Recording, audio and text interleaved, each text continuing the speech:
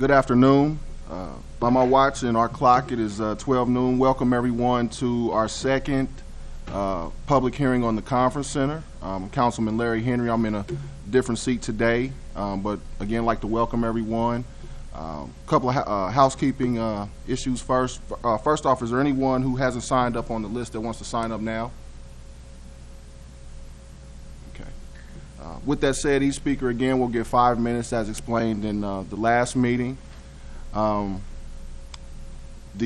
topics that will be discussed as far as the conference center goes will be the desirability of proposal over the one proposal over the other, facilities the public would like to have in the conference center, the amount of subsidy, if any, which should be provided for the conference center beyond the $9 million offered in the RFP, and finally the desirability of providing city finance parking at either location. Those will be the topics that should be discussed in each speaker's talking points today. With that, I'll hand it over to Drew. He wants to make a comment for us. Yeah, I just want to tell everybody here and who's ever would happen to be watching it that the mayor couldn't be here today, and he wanted to express that he had a prior work commitment that he tried to do something with, but he was unable to. But and no doubt other councilmen have the same problem. But that's why we have asked JCTV to videotape it and to stream it online. All the council people will be provided with a video, your comments, as well as the public. So we wanted to do today during the day to accommodate the public that can't come in at night at our meetings. But that comes at something of a sacrifice because some council people couldn't get off work. So with that, I'll just turn it back over. Thank you, Drew. And with that, we'll go ahead and get started. One thing before we have our first speaker, our next public hearing will be this upcoming Monday on the 23rd, 5:30 p.m. before our council work session. So again, Monday, September 23rd, 5:30 p.m. before the council work session. With that, we'll go ahead and get started with our first speaker. And correct me if I don't say this correctly, but Joe Bednar. I know Joe, and he is not here yet. Larry Cobb.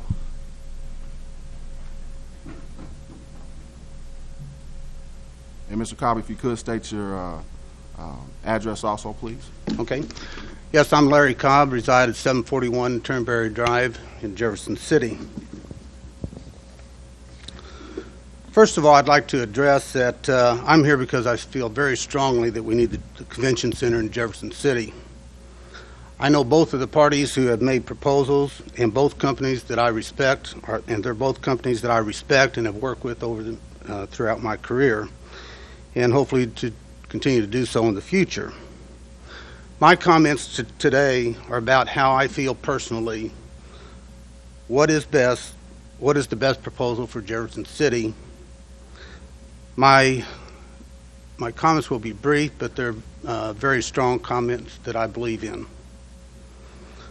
Number one, desirability of one proposal over the other.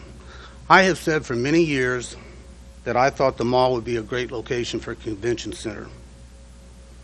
I've talked to it with my colleagues and many of my friends, and many of you all have heard me talk about it. My company's associates and I have talked with General Growth over several years about trying to get them to do something, and they just weren't in the position to do so or didn't want to do anything. Do we all remember 3 years ago when General Growth went into bankruptcy and everybody was scared to death that we were going to close the mall? They were going to close the mall. We have struggled 15 to 20 years to have a viable mall in Jefferson City. We did not have a partner with General Growth, but I believe we could have one today. The mall could be a win-win situation. I believe the mall would be full in 5 years if the convention center was there. I'm not here to speak about just filling the mall, but what would be best for Jefferson City in the long term. The convention center at the mall would complete 2 cycles the city has been working with and struggling with for many years. How can we get a convention center built? And how can we have a successful retail mall in Jefferson City? Through my expertise in my career, I can envision a very viable mall for many years to come at the convention center if the convention center is at the mall. Dealing with retailers today is very different than when we developed Wildwood Crossings. Today, and I believe in many years to come, into the future, we won't see the major retailers looking at cities the size of Jefferson City.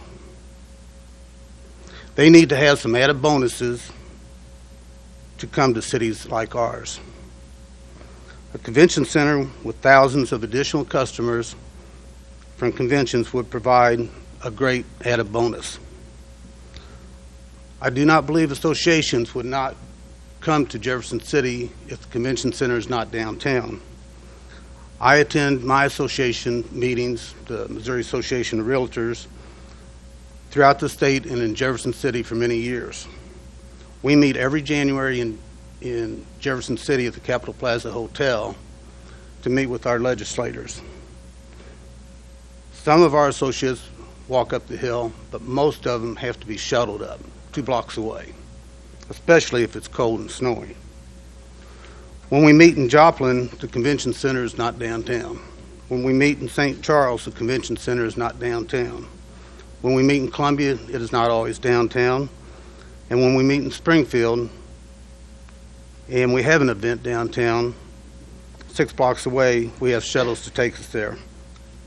I believe sales tax revenue for Jefferson City will increase significantly with the mall location. Consumers will walk across the street or walk across the parking lot to the mall and theater and spend money.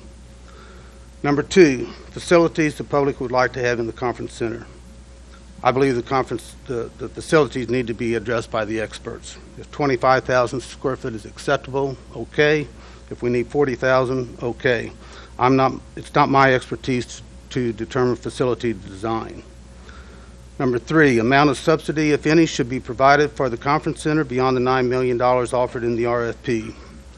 I don't believe so. The RFP called for a certain size. If the applicants aren't going to provide the square footage and the number of rooms that are in the RFP, then I think we need to look at a different equation. For example, if a smaller center is built, then only $7 million maybe go towards the building, and the other $2 million goes towards subsidy for sharp falls in the future. Let's make the $9 million work the best way we can. Number 4, the desirability of providing city finance parking at either location. I don't think additional funding should be considered. I have about 10 seconds left. To finalize, what is best for the long-term overall growth of Jefferson City? The mall offers a great location. We get a convention center. We retain and grow retail for not only the convention center attendees, but we have more retail for all of Jefferson City to shop locally. All in all, for the best interests of Jefferson City, I would like to see the mall given the most consideration. Thank you. Thank you, Mr. Cobb. Our next speaker, Mr. Councilman Henry, Mr. Bednar just walked in. It would be a courtesy to let him go. We called your name first, Joe, but I think Councilman will let you go. Mr. Joe Bednar. All right, Councilman. Good afternoon, everybody. Sorry about being late. Appreciate the opportunity to talk about this important subject and topic for the city. And generally, I'm here to make comments on the general process. And I think it's important that the process is a process that the citizens can trust and give you some ideas of what other communities are doing. Obviously, when you're dealing with developers, I'm a little bit out of breath, sorry. You want to be able to have the same. I just recently gave a presentation at MML on Monday about how communities achieve their vision while not jeopardizing their community. And it's about making sure that you're well armed with the professionals that you need to help you make the right decisions, and that the interests of the developers are aligned with the city. I think that's the important thing. People sometimes forget in this tension between developers and cities that somehow you can't work together, or the communications sometimes get mixed, so that the interests of both the city and the developer get out of alignment, just like driving a car. And so these professionals can help to make sure that the interest that you have in protecting the citizens, protecting your tax base, enhancing your tax base if possible, and allocating the right incentives at the right time and the right spot. I think that it's important to make sure you've got those processes in place. Some communities, obviously, we've got to decide where do you put a convention center, conference center. And you've got lots of great things going on across the city in different neighborhoods, different wards of your own. And there's a tremendous demand for funds and money. What Jefferson City has, which is unique from other communities, is we are the seat of the state capital.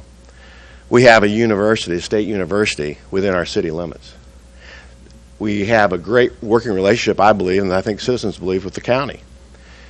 And so it's a question of, is there a process to establish to garner all those resources and coordinate those resources so there's an alignment of interest amongst the state, the city, the county, and Lincoln University that makes sense that everybody can share in not only the conference center, but other items of interest to this city, because clearly all of those other entities put a tremendous demand on your jobs. Currently, obviously, it's a situation where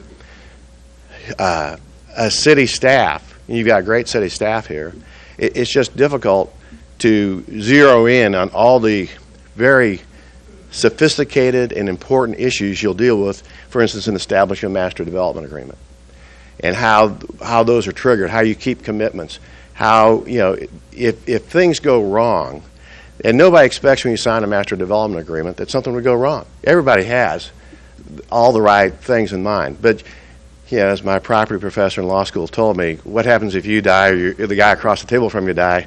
How do you memorialize all that goodwill that you had and all the important things that you wanted to accomplish?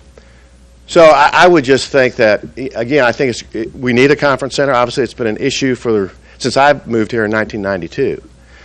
So I don't know that the sense of urgency that it has to be decided right away, but clearly you're without a city administrator now. Your city attorney has a ton on his desk. I know you've got a bid out for a financial advisor, and those are very important to have because it's a matter of being able to sit down and look at all the different levers that you've got, all the different revenue sources that you have, what incentives are available to the city through the state, through the state legislature, to make all of that work so that when the developer comes to you with their needs, because clearly hotels don't get built, conference centers don't get built, big projects don't get built without the right incentives. But you don't want to do an incentive that's going to jeopardize your overall finances. There's no point in digging a hole deeper than what you're in. I'm not saying you're in a hole, but the point is you want to both enhance your community and enhance your financial viability and the sustainability of your revenue sources. And so the city of Riverside, smaller community, and quite frankly, one that had a much tougher perception in the Kansas City region, they hired an outside professional to do a master plan process. And the master plan process is different than your typical planning and zoning. They conducted town hall meetings across the city to ask citizens to come in, roundtables. What do you think we should be doing? What's important for your neighborhood? What's important for the overall city? They had probably 60 to 70% participation. It's a town of 3,000, so it's much smaller. But it was held over, I think, a 6 to 12-month period. It received a state award for urban planning, and it has given the council something to always hang their hat on when you're making decisions about economic development, whether it's for office space, development, retail, or warehouse. And what that city did was, from being 8 feet underwater in 1993, and it was a long process, in the last 18 months they've added 1 million square feet of office space and 1,000 new jobs. And they did it by not having the richest incentives on the market, and in the middle of Kansas City and the border war going on between Kansas and Missouri. And they attracted companies outside the state of Missouri to relocate there, which then creates a whole funding stream, because when you build that kind of space and those kind of companies come in, the revenue stream is adding significant amount, hundreds of thousands of dollars to their revenue every year.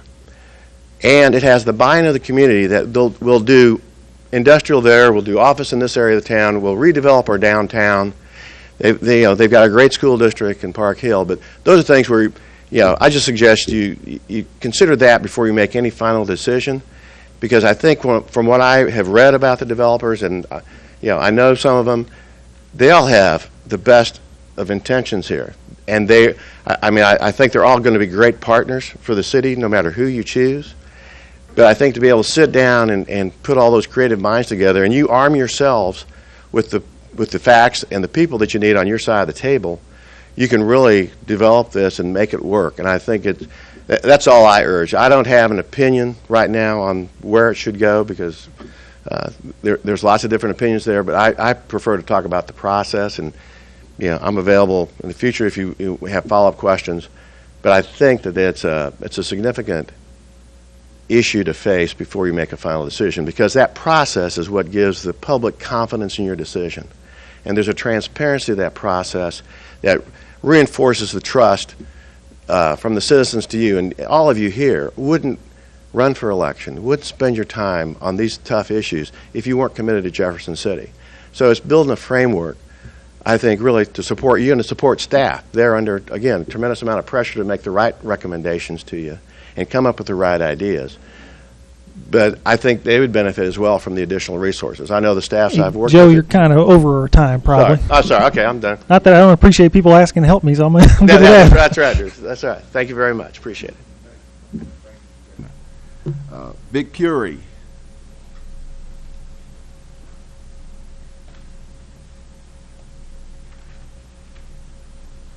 Thank you, Mr. Puri, for joining us today. Well, thank you, sir. It's a pleasure, always. Good morning to everyone here. I've already been warned that I should stay on topic in this meeting and should not stray from what I have to say, but I had no intention of straying from the topics in the first place, so I just wanted to put the minds at ease, and if anybody has their hackles or back up, to relax. I'm here really to just speak onto the facts, and the facts have to do with what you guys must consider. As Mr. Bednar has aptly pointed out, you need to look at the finances and the overall impact that you will have. Something that has never been mentioned in this entire situation is the impact that it would have on your industries that are already here. This convention center was funded or is being funded by a lodging tax that is being collected by the hotel community and the lodging community. A community that right now suffers at a very weak occupancy and a weak ADR. Something that is starting to show signs of recovery, but after almost 2 years of the initial passing of the lodging tax. The projects that have been proposed actually weaken your economy in the sense that they add more hotel rooms to this area than already exist. You're already dividing a further pot. As Mr. Wallace so aptly pointed out at the last meeting, is if we take a center that is of the wrong size, of the wrong caliber, and put it in place, regardless of where you put it, it will only divide the pie further up and weaken the hotel industry as it currently stands. Make sure that when you make your decision, you take that factor into consideration. Another thing to take into consideration is where the extra money will come for your subsidies after the $9 million is concerned. Currently, we are strapped to do things that we need to do for the city, as far as our infrastructure is concerned, as far as our schools are concerned, as far as our police and fire are concerned. Those monies come out of our general revenue fund. If we provide a subsidy to any project, we will be taking away from education, we will be taking away from fire, and we'll be taking away from police protection. These are things that, as a city, we do not want to do. Mr. Bednar talks about attracting industries into our town. To do that, we need to provide them an educated population. We need to provide the individuals coming in the safety of police protection and the safety of the protection of their assets from the fire department. If those revenues are not available in the general revenue fund and are be providing to fund just one aspect of our economic cycle, then we will not get the involvement that we want and the investment that we need in our town.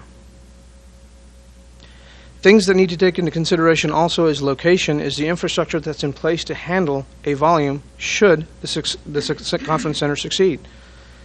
You need to make sure that you have the money set aside to do that. I have a friend that actually is in San Jose who sits on the administrative council for the city council. His first question as a finance director to everybody there is, I love the idea. It's fantastic. So tell me, how are you going to maintain it? Show me what's coming down year 2, year 3, year 4 after it opens up. If you cannot prove to me that we have the revenues to sustain that maintenance, to provide what is needed to be provided for that project, then I cannot endorse it. That's what he does for the city of San Jose in California, which we can all agree is a successful municipality. That is the same question that I wish for you to ask. Great, it's a great idea. But when we do this, do we have the revenue stream to create the sustainability that is going to be required? Do we have the $2 to $5 million that is going to be needed in case a subsidy is to be requested and given? Do we have the extra $6 to $10 million to be given for a parking garage? I said earlier that if it's not the right size and if it's not the right fit, then we don't need to be doing it. These factors are what you'll need to consider to determine if this is the right size or the right fit. As a person that's been in this business community, who's invested heavily into it, and who has the most to gain from a conference center's completion, I guarantee you that the proposals that are here are not the best fit for our community. There is a specific size that you requested. There are a specific number of rooms that you wanted. You have not gotten those. Don't do something for the sake of just doing it because that's the only two that have been made. Sometimes the sweeter fruit is at the top of the tree. But to climb to the top of the tree, sometimes you have to fall off a couple of branches on the way there. Don't be afraid to fall to get the better fruit. I thank you for your time. I wish you the best of luck in your consideration, and I hope you'll do right what is right for Jefferson City. Thank you. Thank you, Mr. Puri. Our next speaker, Mr. Daryl Winter Ger.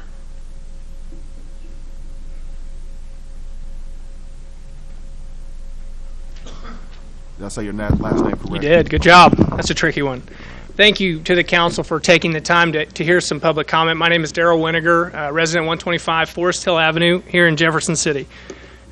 Just here to speak personally, that I first and foremost support the concept of a conference center in Jefferson City. It seems like a lot of the commentary and a lot of the focus has been about location and dividing this and that.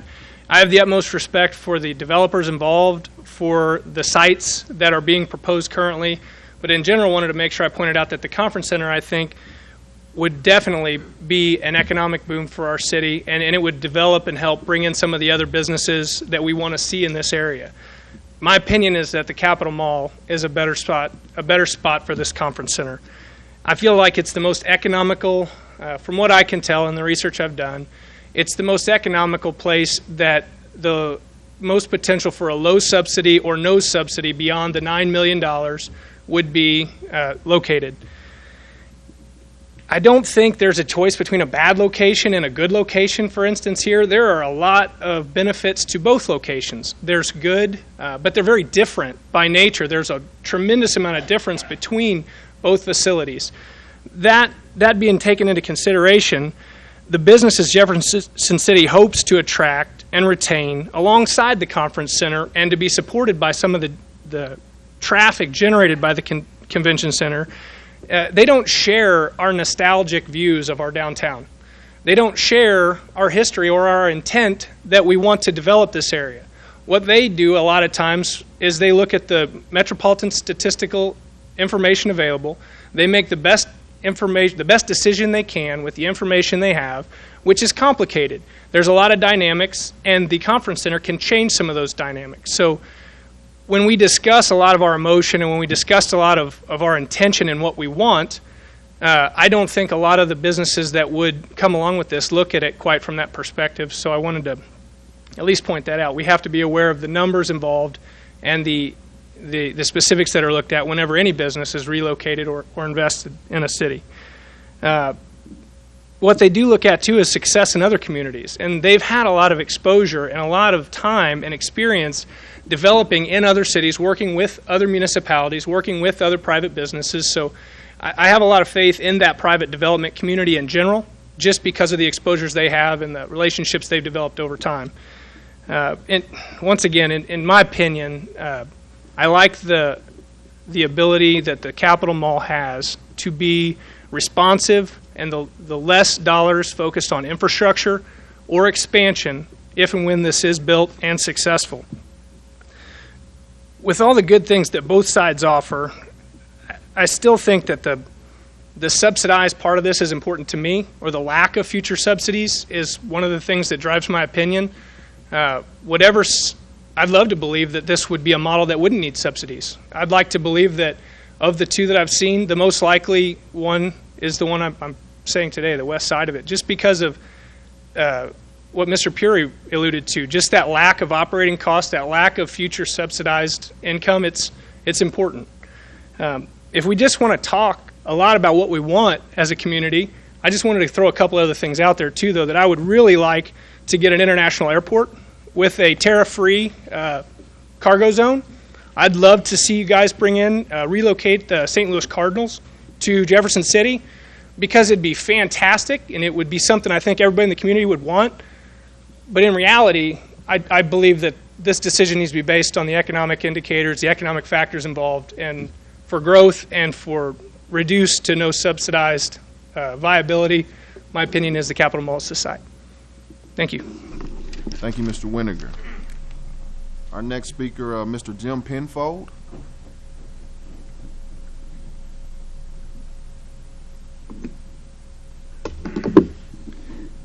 Thank you. I appreciate the opportunity to make these comments. My name is Jim Penfold. I reside at 1901 North Circle Drive in Jefferson City.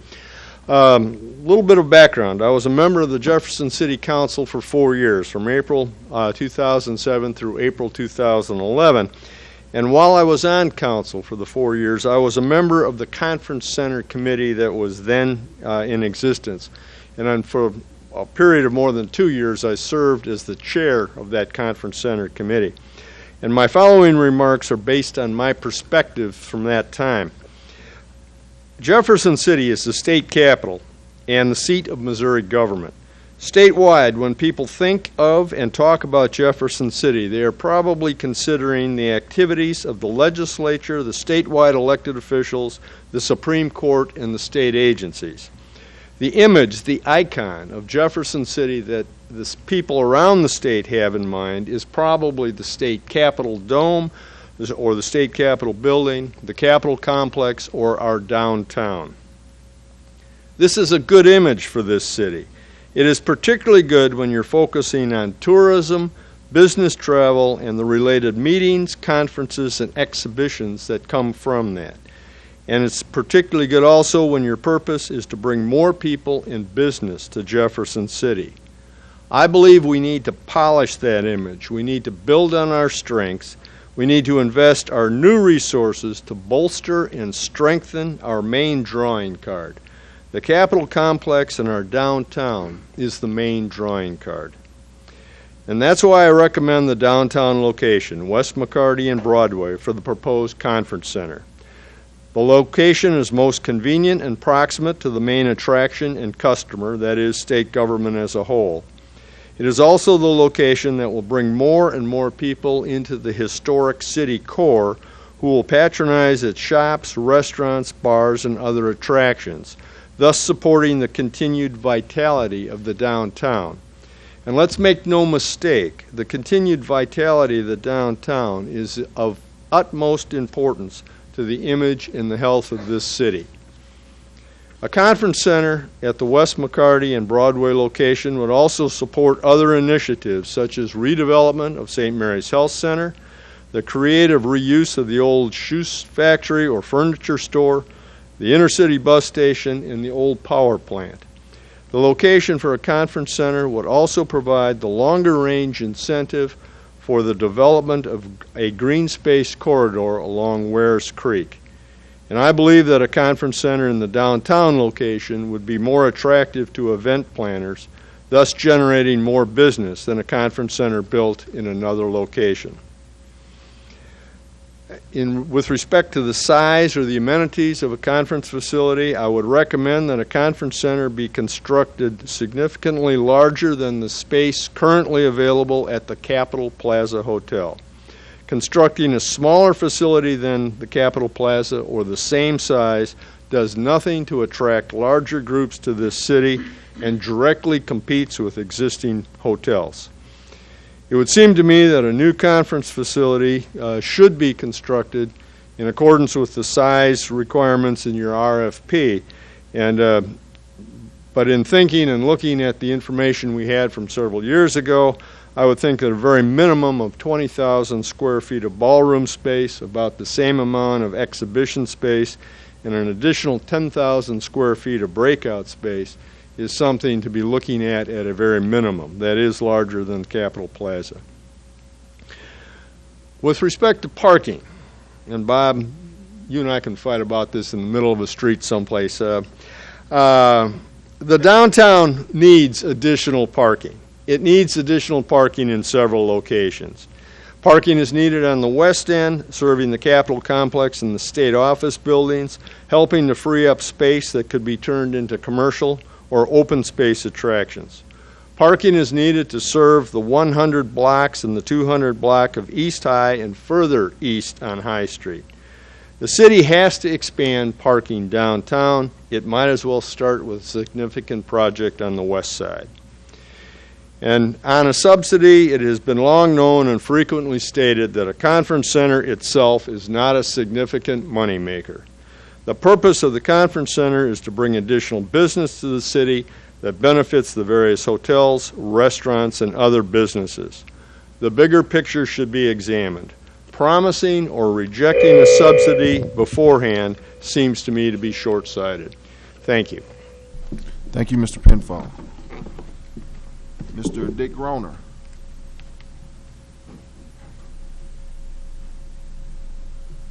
Mr. Groner, welcome back. Thank you. I'm Richard Groner. I live at 425 Cedar Creek Court.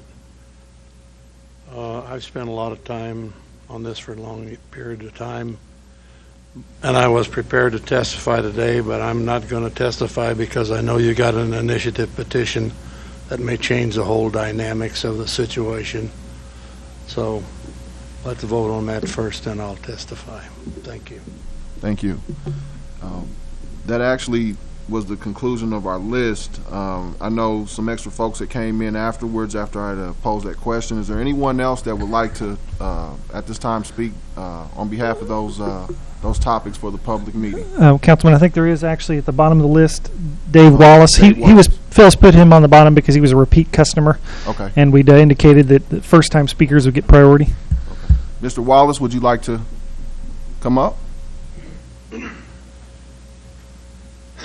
Welcome back. Thank you. I appreciate the opportunity to come back and visit with you once again about the Conference Center program. I once again want to reiterate, I speak for myself personally. I speak from my experience of being in the hospitality business 28 years. I was director of sales here at the Capitol Plaza for 16 years. I have seen groups come and go. I have seen groups outgrow us. I have seen groups that have turned away from Jeff City because we just don't have the size facility. So the first thing I want to do is piggyback on my last statements. We need to build the right size facility that will benefit our community and not, as Mr. Puri said, divide the pie any smaller. Okay? It's got to be right sized. Second thing I want to talk about today is the location. And you know, I've seen our city over the past several years invest a pretty considerable sum of money in purchasing up land along McCarty Street and Washington Street for this potential development. I'm not sure what the plan is to do with that property if a mall location is decided on, but you know, there's been a lot of time and effort, a lot of posturing with the state to be able to secure the property that we need to build this facility in the downtown area. You know, when I was before you I said that you need to take a look at the competition in the market. What do they have? What do we have? And what is a benefit that we've got that they don't? If you look at every facility that I mentioned, Columbia, Lake of the Ozarks, every one of those facilities required attendees to get in their car and drive somewhere if they want to go out, have dinner, go for entertainment, shopping for the most part. A downtown facility would eliminate that need of the guests to get in a car and drive somewhere. With all the money we've invested in the improvement in our downtown area, it has really turned in to be quite a positive feature of our city. And for folks not to have to drive somewhere to be able to experience not only entertainment, restaurants, but also our main attraction, Jeff City, is the capital. You know, people do come here to get access to their legislators and to express their point of view. So my personal feeling is the downtown location is the right one. Currently, they're right at 500 guest rooms already in existence in the downtown area. When you look at the mall location, stretching all the way to Apache Flats, you've got about 314 rooms. The nearest overflow housing from the mall is over 5 miles, almost 6 miles away down to the Capitol Plaza. From the downtown location, you're less than 2 miles out to the Truman Hotel and the other hotels along that row extending out Jefferson Street and Christie. So just the proliferation and the location of the hotel rooms, the entertainment, the ease of access. I mean, you're right at the junction of Highway 50, 63, and 54. You know, people don't have to drive 5 miles out once they come down 54. They're right downtown. They're right where the convention center would be located. So, you know, that is my 2 cents worth. You know, look at the competition. What gives us a leg up on the competition? And just want to make sure that your all's decisions are for the right size facility. And if we don't have the right size facility on the table right now, let's wait. It's not going to kill us. Thank you for your time. Thank you, Mr. Wallace.